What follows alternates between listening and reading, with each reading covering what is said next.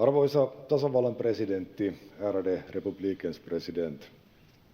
Kävitte loppumetreille asti reilun ja asiapitoisen vaalikampanjan, joka ymmärrettävästi keskittyi kuuluivat muun muassa näin: uskalla unelmoida, rakasta lapsia, ole kiltti, käytä tervettä järkeä, olla oma itsesi. Uskon, että tältä pohjalta on hyvä jatkaa. Eduskunta tukee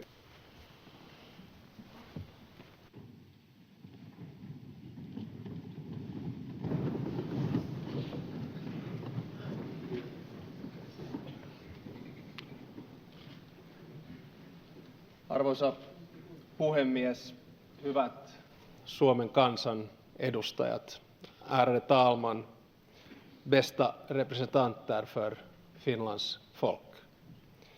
Tultuani valituksi Suomen tasavallan 13. presidentiksi ja annettuani edessänne juhlallisen vakuutuksen, ryhdyn hoitamaan tätä tehtävää nöyränä ja kiitollisena. Nöyränä sen edessä, että olen saanut valtakirjan ja vastuun tähän vaativaan tehtävään suoraan Suomen kansalta.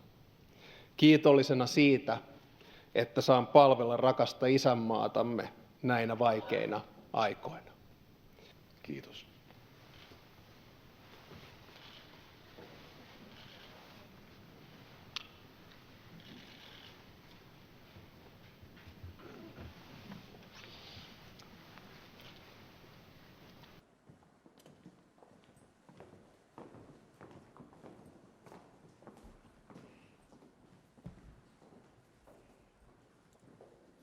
Lämpimästi tervetuloa tasavallan presidentti Alexander Stubbin ensimmäiseen.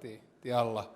Jos tehtäisiin sillä tavalla, että kävisin läpi muutamia ehkä tunnelmia ja tunteita tältä päivältä ja sitten sen jälkeen muutama sana substanssista ja lopuksi muutama sananen tulevista matkoista, jotka meillä on jo kalenteroituna.